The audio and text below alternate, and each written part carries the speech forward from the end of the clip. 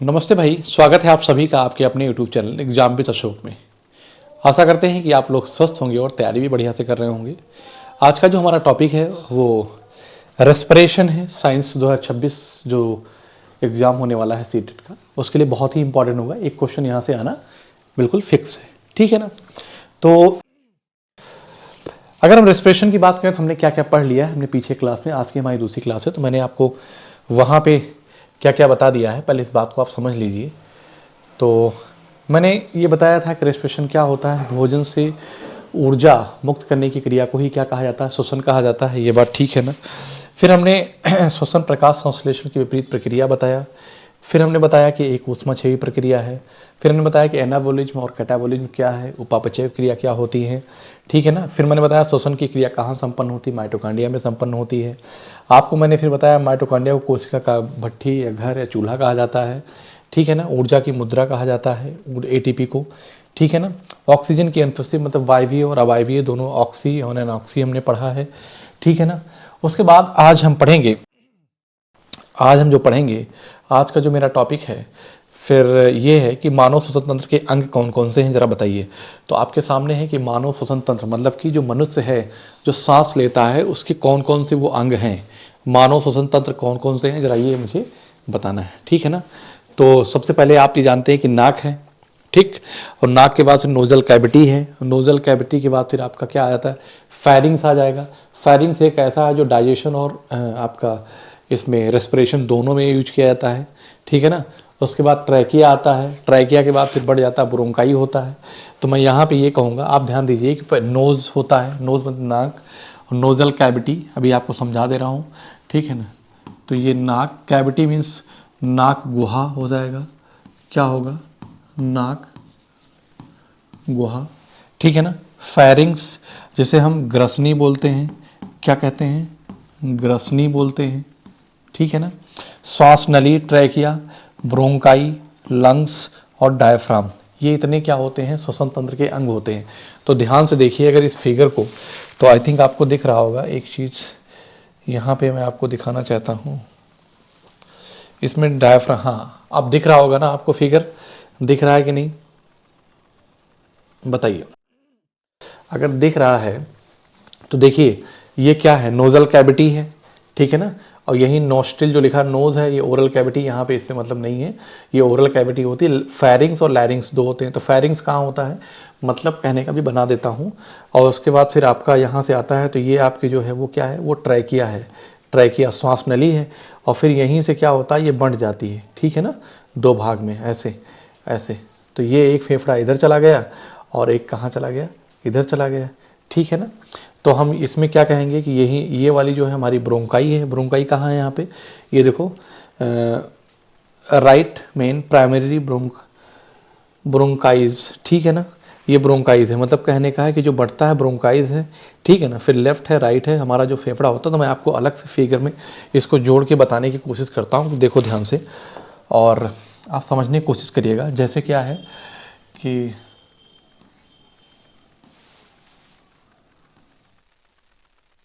ठीक है ना, यहाँ पे मैं बात करूँगा ऐसे, तो मैं कहता हूँ ये क्या है, नोज़ है, ठीक है ना। अगर ये नोज़ है तो ये ऐसे आती है, तो यहीं से ऐसे ये बढ़ जाती है, ठीक है ना। यहीं से क्या है, ये बढ़ जाती है आपकी, ठीक है।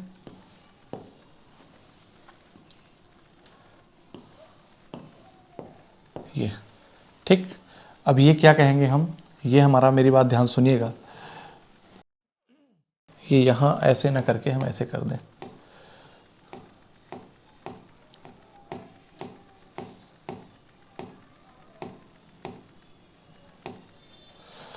तो मैं ये कहता हूँ,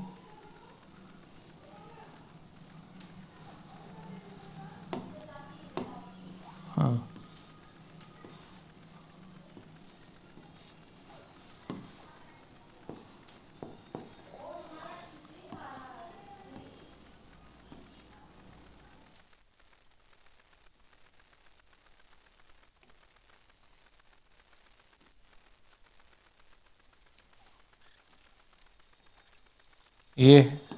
यहीं पे आएगा तो ये हमारी क्या हो जाती है, ये ऐसे बढ़ जाती है, ठीक है ना, ऐसे यहीं पे, तो ये एल्वियोली होती है। बात समझ रहे नहीं हमारी, ये एल्वी कोपिकाएँ होती हैं, ठीक है। तो मैंने क्या कहा आपसे, मेरी बात ध्यान सुनिए कि मैं बताना क्या चाहता हूँ आपको। तो ये तो हमारी क्या हो जाएगी, ये नाक हो जाएगी, इतनी बड़ी नहीं, मतलब कहने का है ये जो है ये नोज़ है अर्थात नाक है। बात ठीक है ना। एक चीज़ और, ये जो हमारी होती है नोज़ल कैविटी होती है ना, जिसे हम कहते हैं नाक गुहा कहते हैं। ध्यान दीजिएगा, श्वसन तंत्र के अंग है, मानव श्वसन तंत्र के अंग। तो ये हमारी जो होती है वो ग्रसनी होती है। क्या होती है, ग्रसनी, जिसे फेरिंग्स बोलते हैं। ये क्या है, ट्रैकिया, जिसे हम क्या बोलते हैं, श्वास नली बोलते हैं, ठीक है ना। फिर ये जो होता है, आप दो बट गया, ये ब्रोंकाइज होती है ना, जिसे हम क्या कहते हैं, ग्रसनी कहते हैं, ब्रोंकाइज को, ठीक है ना। सॉरी, ग्रसनी नहीं, ब्रोंकाइज। ब्रोंकाइज को क्या कहते हैं बेटा, श्वसनी कहते हैं। यस, क्या कहते हैं, श्वसनी कहते हैं। तो ब्रोंकाइज को हम लोग क्या बोलते हैं बेटा, श्वसनी बोलते हैं, ठीक है ना, ब्रोंकाइज को। और ये हमारी जो है ये क्या है, कोपिका है, कोपिका है, ठीक। जैसे हम वाय कोष्ठक कहते हैं, क्या बोलते हैं, वाय कोष्ठक कहते हैं, ठीक है ना। और ये हमारा यहीं पे क्या होता है, यहीं पे हमारा डायाफ्राम होता है। ये क्या होता है, डायाफ्राम हो जाता है। क्लियर है। तो इसका मतलब इसमें कितने पार्ट है, नाक और नोजल कैविटी, ग्रसनी, श्वास नली, श्वसनी, कोपिका, वाय कोष्ठक, ठीक है ना। उसके बाद आपका जो लंग्स है, ये क्या है, लंग्स अर्थात फेफड़े हैं, ठीक है ना, फेफड़े हैं। तो मैं कहूँगा कि इसका जो खाली स्थान होता है ये, अब दोनों जो फेफड़े होते हैं ना, किससे घिरे होते हैं, तो जो फेफड़े होते हैं वो प्लूरा के द्वारा घिरे होते हैं। किसके, प्लूरा, प्लूरा के द्वारा घिरे होते हैं। और एक इनके बीच की जो खाली जगह होती है ना, जो खाली जगह होती है इनके बीच की, उसे कहते हैं thoracic cavity. Thoracic cavity, thoracic cavity क्या बोलते हैं, नसिका गुहा, thoracic cavity, thoracic cavity, cavity means गुहा होता है। बात समझ में आ रही कि नहीं आ रही। तो ये तो हमारे क्या हो गए कि जो श्वसन अंग है, श्वसन तंत्र के अंग हो गए। क्लियर है बात, यहाँ तक कोई दिक्कत किसी बच्चे को नहीं। तो आप ऐसे याद कर लीजिएगा कि नाक है, फिर नोजल कैविटी है, ये कटा नहीं है, नोजल कैविटी मतलब कि नाक गुहा यहाँ पे लिखा है, ये नाक यहाँ है। ये असल में चेंज हो गया है, मतलब कहने का ये था कि मैंने इसको नीचे लाया था ना, इसलिए वैसा हो गया है, ठीक है ना। बात समझ में आ रही कि नहीं आ रही। आगे चलते हैं। फिर आगे क्या कह रहा है कि फेफड़े एक झिल्ली के द्वारा घिरे होते हैं, जिसे क्या कहा जाता है, प्लूरा कहा जाता है। ध्यान दीजिए, ये हमारा क्या है, ये नोज है, ठीक। और इसी नोज से नोजल कैविटी है। और ये जो नोजल कैविटी है ना, ध्यान दीजिएगा कि ये जो मेरी नोजल, ये नोज है, ठीक। और नोजल कैविटी है, नोजल कैविटी जब यहाँ आते हैं तो ये क्या कहते हैं, इसे हम फेरिंग्स, ग्रसनी बोलते हैं। ये फिर आपका जाता है ट्रैकिया, विंड पाइप जिसे बोलते हैं, ट्रैकिया यहाँ तक, ठीक है ना। अब जो ये बट रहा है ना, इसी को क्या बोलते हैं हम, लेफ्ट और राइट आपका ब्रोंकाइज हो जाएगा, जिसे श्वसनी कहते हैं। देखो यहाँ बट गया। अब देखिए आप यहाँ पे जो ये सब बना है, ये सब क्या है, कोपिकाएँ हैं। ये सब जो छोटे छोटे दिख रही हैं, ये कोपिकाएँ हैं। मानव के अंदर कितनी कोपिकाएँ होती, 600 मिलियन कोपिकाएँ होती हैं, 600 मिलियन कोपिकाएँ होती हैं, अर्थात एल्वियोली होती है। अब और सबसे इम्पोर्टेंट बात यह है कि कोपिकाओं का निर्माण एक ही बार होता है जीवन में, दोबारा नहीं होता। इसका मतलब कि इसका डैमेज, जब आप स्मोकिंग वगैरह करते हैं तो ये क्या होती है, धीरे धीरे डैमेज होने लगते हैं एक एक करके, ठीक है ना। और यहीं से हमारे जो गैसेज जो एक्सचेंज होते हैं, इन्हीं कोपिकाओं के माध्यम से होते हैं। तो ये बहुत इंपॉर्टेंट है। तो इंडिया में 2 प्रकार की स्मोकिंग होती है, एक एक्टिव, एक पैसिव, ठीक है ना। हमारे यहाँ पे ज़्यादा लोग परेशान हैं पैसिव से। एक्टिव से, एक्टिव वो हैं जो लेते हैं, पैसिव वो हैं जो लेते हैं। तो मान लीजिए किसी कमरे में आप बैठे हैं, तो 2 लोग सिगरेट पी रहे हैं, तो तीसरा व्यक्ति नहीं पीता, लेकिन उसका धुआं उसके अंदर जा रहा है, तो पैसिव उसको ज़्यादा नुकसान करेगा, ठीक है ना, उसको ज़्यादा, तो वो पैसिव स्मोकिंग वाला कहलाएगा, ठीक है ना। तो अब आपके आसपास अगर कोई पी रहा है सिगरेट, तो आप उससे दूर हो जाइए, क्योंकि आप पैसिव स्मोकिंग में जाएंगे, फिर आपको भी नुकसान करेगा। तो क्या करता है, आपके एल्वियोली को क्या करता है, वो डैमेज करता है, अर्थात कोपिकाओं को डैमेज करता है स्मोकिंग, ठीक है ना। ये जो देखो प्लूरा है ये, और इसके बीच की जो जगह होती है, ये इसे थोरैसिक कैविटी कहते हैं। इसे क्या कहते हैं, थोरेसिक कैविटी यहाँ पे नहीं है, ये हमारा क्या है, डायाफ्राम है। ये क्या है, डायाफ्राम है, ठीक है ना। तो डायाफ्राम हमारा ऊपर नीचे होता है, हम बताएंगे अभी कैसे। तो यहाँ समझ में आया कि नहीं आया। तो फेफड़े एक झिल्ली के द्वारा घिरे होते हैं, जिसे झिल्ली को क्या कहा जाता है, प्लूरा कहा जाता है। फेफड़े वक्ष गुहा में स्थित होते हैं, ठीक है ना। वक्ष गुहा जिसे हम कहते हैं थोरेसिक कैविटी, मैंने यहाँ पे लिखा है वक्ष गुहा। वक्ष गुहा को कहते हैं थोरेसिक कैविटी। इसका मैं हिंदी लिखना चाहूँ तो मैं लिख देता हूँ, मैं इसका हिंदी लिख दूँ तो क्या होगा, वक्ष गुहा, ठीक है ना बात। आप कहेंगे यस सर। आगे चलते हैं, चलो।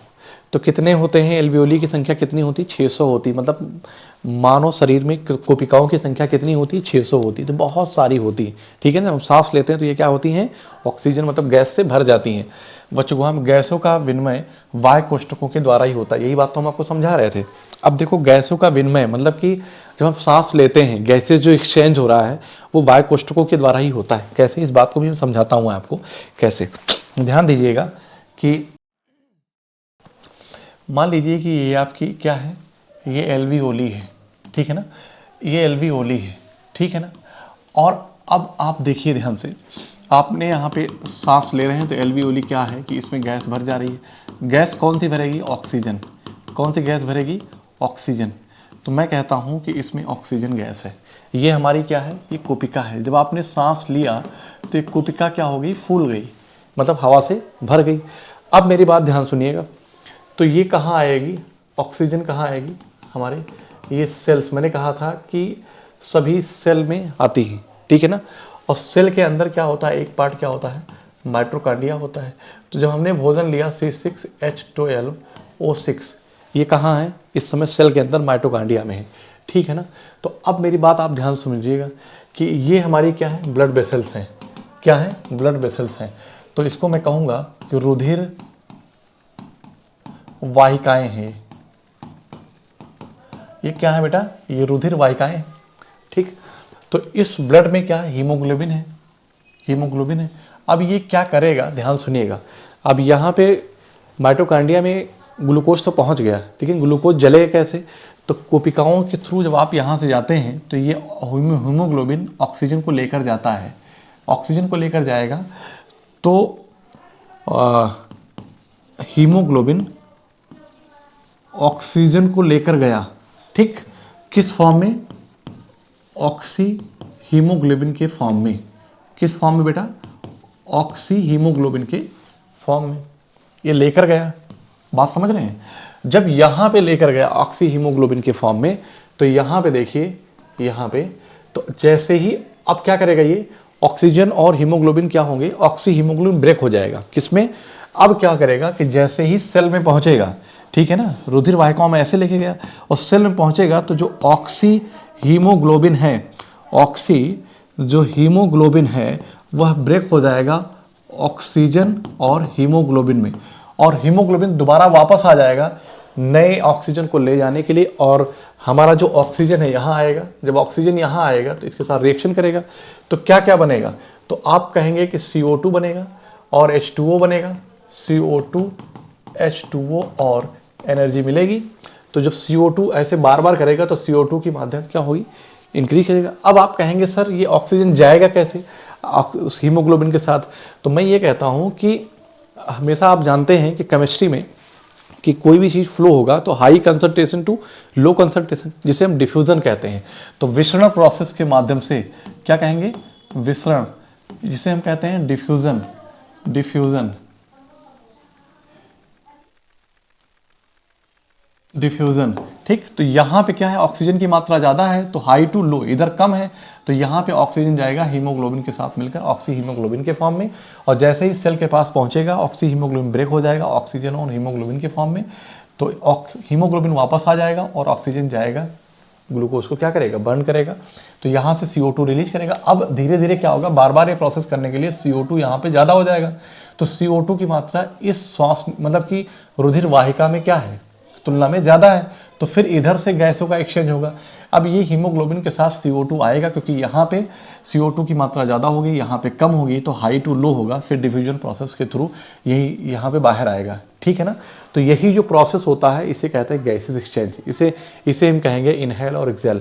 तो हम लोग लेते क्या है, ऑक्सीजन लेते हैं और देते क्या है, कार्बन डाइऑक्साइड। तो यही प्रोसेस है हमारा ऑक्सीजन का लेना और कार्बन डाइऑक्साइड का छोड़ना। ठीक है, फिर से समझा देता हूँ।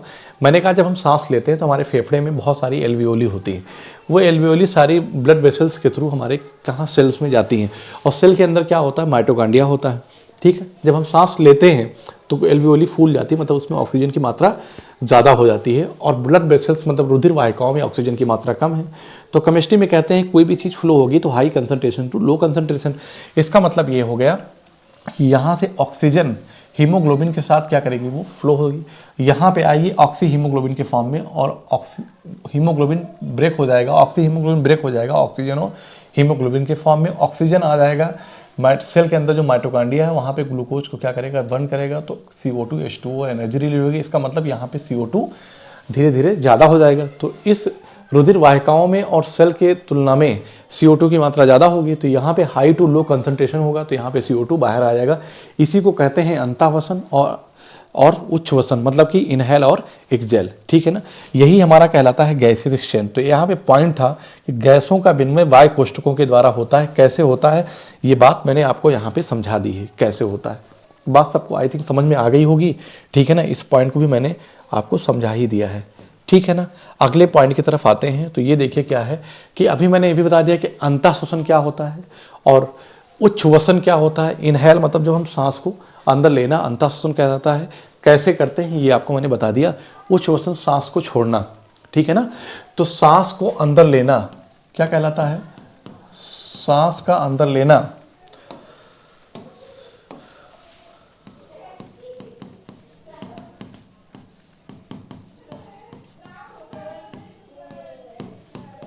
सांस का अंदर लेना क्या कहलाता है, अंतःश्वसन कहलाता है।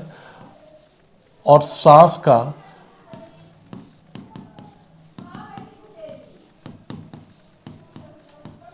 बाहर छोड़ना उच्छ्वसन कहलाता है। ठीक है ना, वायु कोष्ठक एल्वियोली मैंने आपको समझा ही दिया है। कितनी होती हैं मानव शरीर में, 600 मिलियन होती हैं, 600 मिलियन। ठीक है ना, ऑक्सीजन का परिवहन। अब ऑक्सीजन का परिवहन देखो कैसे, मैंने समझाया था आपको कि जो ऑक्सीजन का परिवहन हो रहा है वो ऑक्सी हीमोग्लोबिन के फॉर्म में होता है, लेकिन दो तरीके से होता है। जब हम गैसेस एक्सचेंज होता है तो हमारे बॉडी में ऑक्सीजन का परिवहन होता है। एक तो रक्त में क्या होता है, रक्त में प्लाज्मा होता है। ठीक है ना, अब वो प्लाज्मा में आपका 2% क्या है प्लाज्मा के साथ, और 98% किसके साथ होता है, ऑक्सी हीमोग्लोबिन के फॉर्म में ट्रांसपोर्ट होता है। तो यही बात लिखी गई है कि ऑक्सीजन का परिवहन, ट्रांसपोर्ट ऑफ ऑक्सीजन, तो कहेंगे रक्त में ऑक्सीजन का परिवहन दो रूप में होता है। एक तो रक्त प्लाज्मा में घुलकर 2%, बाकी ऑक्सी हीमोग्लोबिन के रूप में 98%। तो आप आंसर लगाएंगे ऑक्सी हीमोग्लोबिन के फॉर्म में। तो आपसे क्वेश्चन पूछा जाएगा कि रक्त में ऑक्सीजन का परिवहन कैसे होता है, तो आप कहेंगे ऑक्सी हीमोग्लोबिन के फॉर्म में। अगर मैं पूछूं यहीं पे, ये तो आपने बता दिया कि कार्बन डाइऑक्साइड का रक्त में परिवहन कैसे होता है, तो प्लाज्मा में भी होता है। ठीक है ना, और लेकिन मेन चीज जो होगी वहां पे ये बताना होगा कि प्लाज्मा के साथ घुलकर, मतलब कि कार्बन डाइऑक्साइड का परिवहन प्लाज्मा के साथ घुलकर कितना, 10%, हीमोग्लोबिन के साथ आबंध बनाकर 5%, बाकी जो है वो बाइकार्बोनेट के रूप में। तो आप बाइकार्बोनेट आयनों के रूप में 85%। तो यही आपका इंपॉर्टेंट होगा, ये यहाँ पे आपको नोट करना है। तो याद रखिएगा, आपको क्या बताना होगा कि रक्त में ऑक्सीजन का परिवहन कैसे होता है, तो आप कहेंगे ऑक्सी हीमोग्लोबिन के फॉर्म में। ठीक है ना, दो प्रकार से होता है, रक्त प्लाज्मा में मिलकर और ऑक्सी हीमोग्लोबिन के फॉर्म में। दूसरा कहेंगे कार्बन डाइऑक्साइड का परिवहन, कार्बन डाइऑक्साइड का परिवहन कैसे होता है, तो आप कहेंगे बाइकार्बोनेट के रूप में। ठीक है ना, जिसमें 85% होता है, बाकी हीमोग्लोबिन के साथ आबंध बनाकर 5% और प्लाज्मा के साथ घुलकर 10% होता है। बात ठीक है ना, आगे चलते हैं। कह रहा है कि रेस्पिरेटरी ऑर्गन्स कौन कौन से होते हैं। जैसे ऑर्गन्स की बात किया मैंने, तो जैसे सबके अलग अलग हैं। जैसे यहाँ पे जो भी मतलब कि जलीय जीव हैं, है ना, जलीय जीव हैं, जैसे वो गलफड़े सांस लेते हैं। यहाँ पे प्रॉन एक झींगा मछली होती है। ठीक है ना, फिश मछली है, ये भी एक जंतु है। और शिशु मेढक, मेढक का बच्चा है ना, जो टैडपोल जिसे कहते हैं, वो क्या करता है, वो गिल से सांस लेता है। एग्जाम में बहुत पूछा जाता है। ठीक है ना, पूछेगा मछली किससे सांस लेती है, तो आप कहेंगे गिल से सांस लेती है।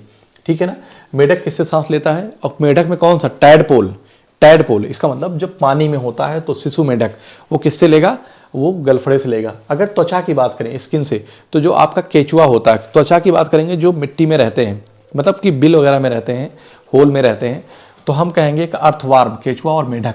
अब एक चीज़ याद रखिएगा कि जो मेढक है ना, वो आपका मतलब कि एम्फीबियन है, मतलब कहने का कि वो देखो यहाँ पे मेढक की बात किया, तो आप बताइए मेढक पूरे साल में कितने टाइम बाहर दिखता है, तो सिर्फ बारिश का समय दिखता है। 12 महीने में अगर 4 महीने बारिश हो रही है, ठीक है ना, तो इसका मतलब है कि वो 8 महीने क्या रहता है, अंदर ही रहता है, गायब रहता है, सुप्तावस्था में रहता है। तो सुप्तावस्था में जब मेढक रहेगा तो कहाँ से लेगा सांस, त्वचा से लेगा।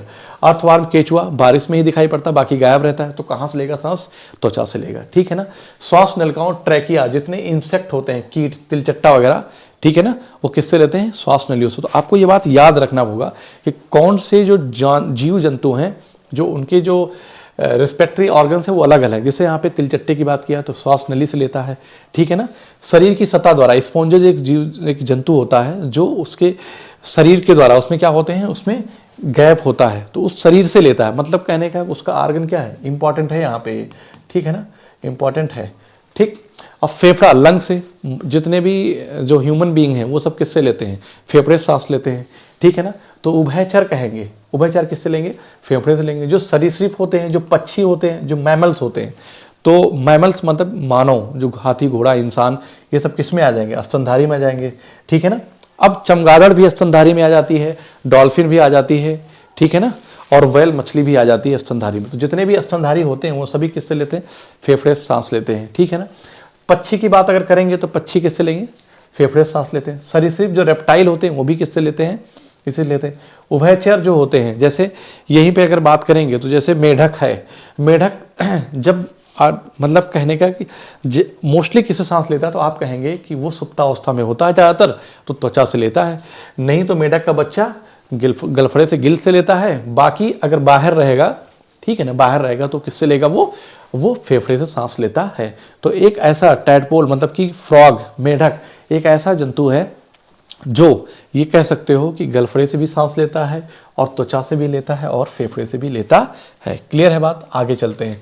श्वसन दर की बात करें तो एडल्ट में श्वसन दर जो होता है 12 से 20 बार प्रति मिनट होता है ना। 1 मिनट में 12 से 20 बार आप श्वसन करते हैं, ठीक है ना। और इन्फेंट की बात करें तो नवजात शिशु 25 से 40 बार करता है, ठीक है ना।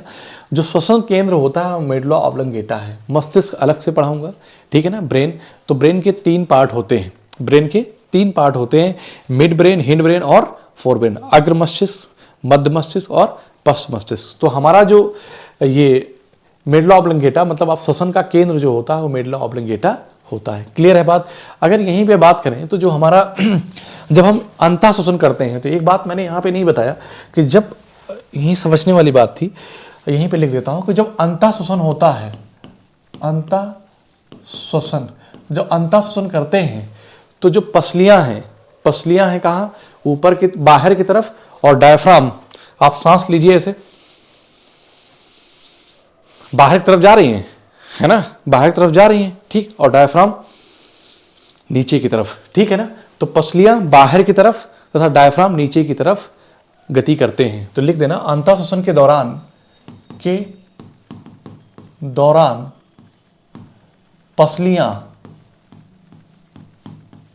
पसलियां बाहर की तरफ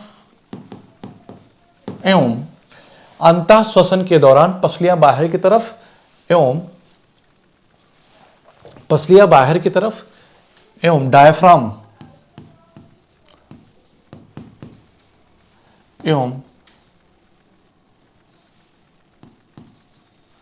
डायफ्राम नीचे की तरफ गति करते हैं, नीचे की तरफ गति करते हैं। याद रखना, बहुत इंपॉर्टेंट है, पूछा जाता है, बहुत बार पूछा गया है, ठीक है ना। दूसरा है जब उच्च वसन की बात करेंगे, है ना, अंतः श्वसन और उच्च वसन, मतलब कि एक्सेल।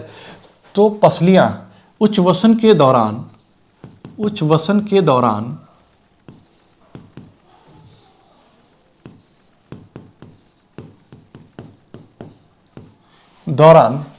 पसलियां उच्छ्वसन के दौरान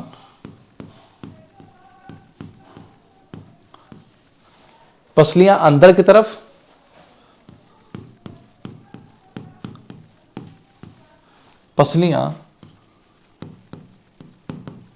अंदर की तरफ एवं डायाफ्राम